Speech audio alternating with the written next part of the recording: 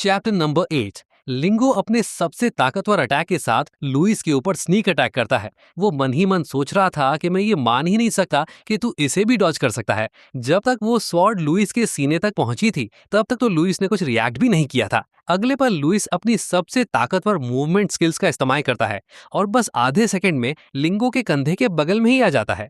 लिंगो ये देखकर काफी ज्यादा हैरान हो जाता है। लुइस तुरंत लिंगो के बगल में आने के बाद भी अटैक नहीं करता, पर लुइस की इतनी तेज रफ्तार को देखकर लिंगो को काफी जोर का झटका लगता है। वो काफी ज्यादा कंफ्यूजन में चिल्लाने लग जाता है, व्हाट, ये कैसे पॉसिबल है? तभी लुइस तुरंत अपने पंच में अपना रेड डेडली ऑरा जमा करता है और सीधा लिंगो की तरफ आगे बढ़ने लगता है। लिंगो ये देखकर काफी ज्यादा कंफ्यूज हो गया था। तभी अचानक सामने से लुइस अपनी मुट्ठी खोल लेता है और सिर्फ अपना हाथ इसकी तरफ आगे बढ़ाने लगता है। वो हाथ अब भी इसकी डेडली ऑरा में कवर्ड था। लुइस इससे कहता है कि इसे ध्यान से देखो, मैं सिर्फ ये एक ही बार दिखाऊंगा।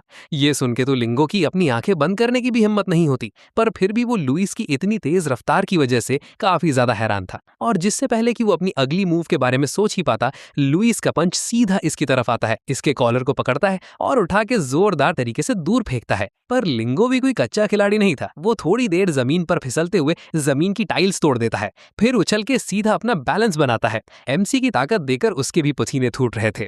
यहाँ लुइस के लिए तो ये सब सिर्फ वार्म अप के जैसा था। वो अब अपनी रिस्पेक्टफुल टोन को बंद करता है और एकदम फुल एटीट्यूड में कहता है, वेल वेल, क्या तुम कंटिन्यू करना चाहते हो? पर सामने पिटने के बाद भी लिंगो हार नहीं मानता और थोड़ी नम आवाज में कहता है, मैं मानता हूं कि तुम्हारी स्ट्रेंथ मुझसे ज्यादा है और मेरे कंपैरिजन में तुम्हारी टेक्निक्स काफी ज्यादा अच्छी हैं, पर मेरा कॉम्प्रिहेंशन का टैलेंट तुमसे ज्यादा सुपीरियर है। ये सुन के लुइस के चेहरे पर भी मुस्कुराहट आ जाती है और वो एकदम ताना कसते हुए इससे कहता है, ओह, तो आखिर इससे तुम्हारा मतलब क्या है? पर लुइस के इतना कहते ही सामने लिंगो पूरी तरीके से ट्रिगर हो चुका था। वो अब अपनी सारी इंटरनल एनर्जी को स्लैशेस की तरह रिलीज करने लगता है और चिल्लाता है, the crimson cloud sword art, मैं ऑलरेडी इसका सेकंड फॉर्म मास्टर कर चुका हूँ। उसकी तेज तर्रार इंटरनल एनर्जी आसपास के सारे पत्थरों को तोड़ ताड़ के सीधा लुइस की तरफ ही आगे बढ़ रही थी। पर इतने खतरनाक और डेडली सीन को देखते हुए भी लुइस बिल्कुल भी हिचकिचाता नहीं। वो अपनी जगह पर खड़े खड़े इस अटैक को हेड ऑन लेने का कहता है और जब वो अटैक बिल्कुल उसके करीब आ चुका था तो वो एकदम सीरियस टोन में कहता है कि सीनियर ब्रदर, आपका एटीट्यूड सच में रिमार्केबल है। फिर एक बार हाथ हिलाता है और सारे के सारे हमलों को टुकड़े टुकड़े कर देता है। लिंगो का सबसे ताकतवर, सबसे प्राउड अटैक बस लुइस के हाथ हिलाने भर से कांच की तरह टुकड़ों में बिखर जाता है। ये सीन देखकर तो लिंगो की वहीं बोलती बंद हो जाती है। उसकी फटके 64 हो चुकी थी। उसका पूरा शरीर पसीने और पानी पानी हो चुका था। वो अगले 3 सेकंड तक अपनी बड़ी बड़ी आंखों से बस इस सीन को घूरता ही रह जाता है। उसे अब भी इस बात पर भरोसा ही नहीं हो रहा था कि उसका सबसे ताकतवर अटैक इतनी आसानी से टूट जाएगा। इस अटैक के बाद लुइस मुस्कुराते हुए अपने हाथों से ग्रीटिंग का साइन बनाता है और कहता है कि सीनियर ब्रदर, चलो आज के दिन के लिए इतना ही रहने देते हैं।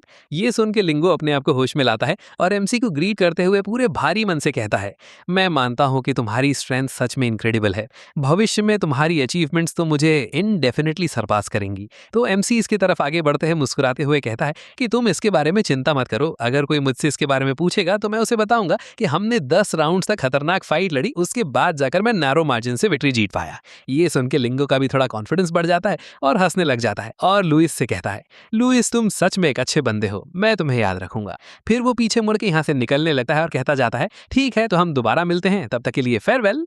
अचानक से उसे पीछे से कोई दिखता है और हमें पता चलता है ये चूलिंग जो उड़ते उड़ते हड़बाड़ते हुए यहाँ आती है और लुइस को देखकर हैरानी से कहती है, लुइस, तुम फाइनली बाहर आ गए। इसे देखकर लिंगो हैरान हो जाता है और वो मन ही मन सोचता है, हैं, क्या यहाँ बाइलिंग पीक पर इतनी सारी ब्यूटीज हैं? पर लुइस तो चूलिंग की तरफ एक झलक भी नहीं देखा और जैसे ही चूलिंग यहाँ आती है, लुइस तुरंत नई नवेली दुल्हन की तरह घर में घुस जाता है और झट से दरवाजा बंद कर लेता है। ये देखकर तो यहाँ चूलिंग काफी ज्यादा हैरान हो जाती है।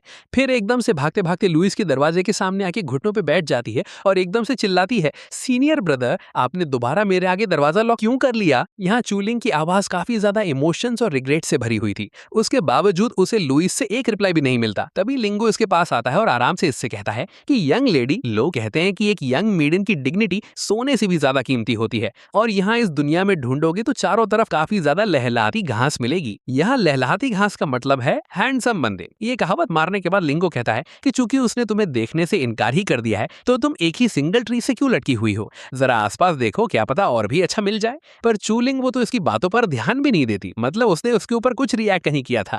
पीछे मुड़ के देखा तक नहीं, वो सामने बस लुइस से कहती जाती है, सीनियर ब्रदर, क्या आप एक बार दरवाजा खोल के अपनी लिंगर की तरफ एक झलक भी नहीं देख सकते? ये देखकर लिंगो पूरी तरीके से हार मान जाता है और यहाँ से निकलते हुए मन ही मन सोचता है, भूल जाओ, ये लड़की सुंदर तो है पर ये तो बड़े शर्म की बात है कि ये अंधी है। मैं लिंगो उशांग, इतना डैशिंग बंदा इसके सामने खड़ा है, फिर भी ये ऐसे एक्ट कर रही है जैसे मैं इनविजिबल हूँ। फिर वो ऐसे ही चूलिंग को घुटनों पे बैठा छोड़ के यहाँ से निकल जाता है। फिर अपना सीन चेंज होकर इसी गुस्से लड़की पर आता है जो अब भी अपनी स्वॉर्ड की प्रैक्टिस किए जा रही है। तभी पीछे से हमें लिंगो को यहाँ आते हुए दिखाते हैं और वो आते ही पीछे से चिल्ला देता है कि मैंने हार गया। अब यहाँ दोबारा अपनी ट्रेनिंग के बीच लिंगो को इसे डिस्टर्ब करते हुए देख के हैरान हो जाती है, पर इसका डिसअपॉइंटेड चेहरा देख के इसे ज्यादा सरप्राइज नहीं होता। वो मुस्कुराते हुए इसकी तरफ देखती है और कहती है कि मैंने तो तुम्हें पहले ही वार्न किया था कि तुम उसका कोई मैच नहीं हो। ये सुनकर लिंगो सर झुकाया आता है और सीधा उस गिरे हुए पेड़ के ऊपर बैठ के कहता है, हाँ पर वो एक्चुअली एक डिसेंट बंदा है, पक्का उतना घटिया तो नहीं है जितना तुमने उसे बताया था। ये सुनकर वो गुस्सा लड़की एकदम सीनियर वाले अंदाज में इसकी तरफ देखती है और थोड़ा एटीट्यूड दिखाते हुए कहती है, वो मर्दों के प्रति थोड़ा डिसेंट हो सकता है पर जब बात औरतों की आती है तो फिर तो उसे डिसेंट की कैटेगरी के आसपास भी नहीं रखा जा सकता। औरतों की बात सुनकर यहाँ लिंगो को चूलिंग की याद आ जाती है। वो थोड़ा सोचते हुए बताता है, ओ हाँ, तुम मुझसे इतने अच्छे से जानती हो। अब जब तुमने मुझे बताया है इस बारे में तो मैंने उसके दरवाजे के बाहर एक यंग मेडन को घुटनों पर बैठे हुए देखा था। वो काफी ज्यादा दयनीय लग रही थी। उसके बावजूद लुई ने उसके सामने ही दरवाजा बंद कर दिया और उसे देखने से भी इनकार कर दिया। ये सुन के ये गुस्सैल लड़की काफी ज्यादा हैरान हो जाती है और एकदम से उससे पूछने लगती है, क्या यंग मेडन? वो कैसी लगती है? क्या तुम्हें उसका नाम पता चला? जो सुनकर लिंगो इसे बताता है कि वो काफी ज्यादा सुंदर थी और वो खुद को लिंगर कह के बुला रही थी। लिंगर का नाम सुनते ही यहाँ इस गुस्सैल लड़की के दिमाग में सिर्फ चूलिंग का ख्याल आता है। ये देख के वो काफी ज्यादा हैरान हो जाती है और मनी मन सोचती है, क्या चूलिंग वो वापस आ गई? कि कैसे, क्यों? उसे देखने से ऐसा लग रहा था कि वो काफी ज्यादा परेशान सी होने लग गई थी।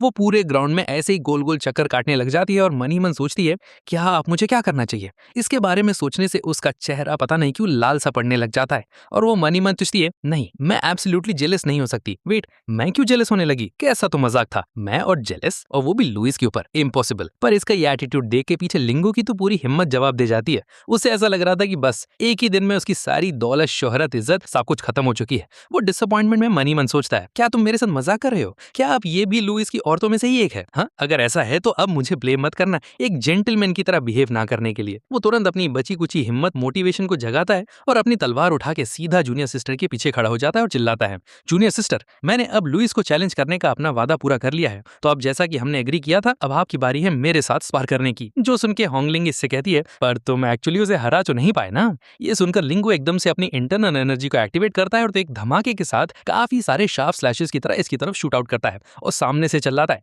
कि इससे कुछ फर्क नहीं पड़ता, मैं सिर्फ तुम्हारे लिए ही उसे चैलेंज करने गया था, तुम्हें इसके लिए रिस्पॉन्सिबल तो होना ही होगा। ये सुन के अब इस गुस्सैल औरत होंगलिंग को भी गुस्सा आ जाता है और वो भी अपनी तलवार निकालते हुए एकदम डेडली टोन में चिल्लाती है, ठीक है, तो अगर अब तुम्हें फाइनली हार मानने के लिए यही चाहिए तो मैं तुम्हें यही देती हूँ। फिर वो बिल्कुल किसी सन की डेमन की तरह अपनी लाल लाल आंखों के साथ इंटरनल एनर्जी के एक धमाके के साथ सीधा लिंगो के ऊपर रश कर देती है और चिल्लाती है कि बस ये याद रखना, मैं उतनी ज्यादा दयावान नहीं होने वाली हूँ जितना वो लुइस था। फिर क्या था, अब इस फाइट का रिजल्ट तो हम खुद भी इमेजिन कर सकते हैं। पूरी बिलिंग पीक पर लिंगो की आवाजें गूंजने लगती हैं। वो चीता चिल्लाता जा रहा था पर उसकी मदद के लिए यहाँ कोई नहीं था। अगले 20 मिनट तक माउंटेन के पीछे धमाके होते ही जाते हैं। लिंगो की आवाजें जोर शोर से चिल्लाती जा रही थी और जूनियर सिस्टर थोड़ा आराम से। ये फाइट ऐसे ही चलती जाती है और अब हमें 1 घंटे के बाद का सीन दिखाते हैं। तो जैसा कि हम देख ही सकते हैं, लिंगो के ऊपर काफी सारे जुल्म ढाए गए हैं। इस 1 घंटे में उसकी इच्छा शक्ति, हिम्मत, मोटिवेशन सब कुछ अब जीरो हो चुका है। मार मार के उसकी ऐसी हालत कर दी गई है कि उसकी मदर भी पहचान नहीं पाएगी और अब वो पूरी तरीके से हार मान चुका है। सामने होंगलिंग फुल एटीट्यूड दिखाते हुए स्टाइल से अपनी स्वर्ड को पीछे करती है और एकदम घूमते हुए कहती है कि अब से मेरी कल्टीवेशन में कभी डिस्टर्ब मत करना, ठीक है, दफा हो जा। पीछे लिंगो बस डिसअपॉइंटमेंट ने कमर झुकाए खड़ा था। फिर वो रोते रोते कहने लगता है कि क्या इस बिलिंग पीक पे सभी लोग मॉन्स्टर है?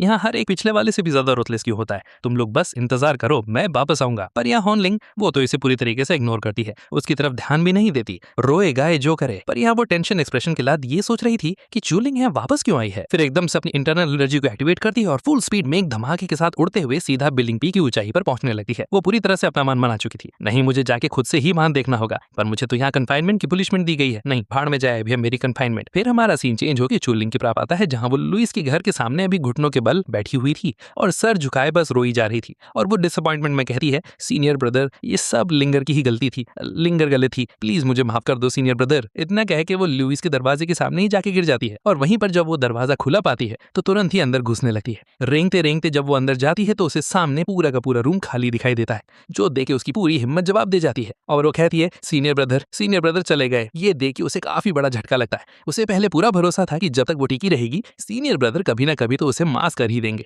पर अब उसका हौसला डोलने लगा है। उसकी उम्मीद अब घटी जा रही है। उसे समझ में ही नहीं आ रहा था कि सीनियर ब्रदर की माफी पाने के लिए उसे क्या करना चाहिए। पर इसी सीन के साथ अपना ये एपिसोड खत्म होता है। तो वीडियो पसंद आई तो इसको जितना ज्यादा हो सके उतना ज्यादा लाइक करना और ज्यादा से ज्यादा हाइप कर देना। अब हम मिलते हैं तुमसे इसके नेक्स्ट एपिसोड में, तब तक के लिए बाय बाय।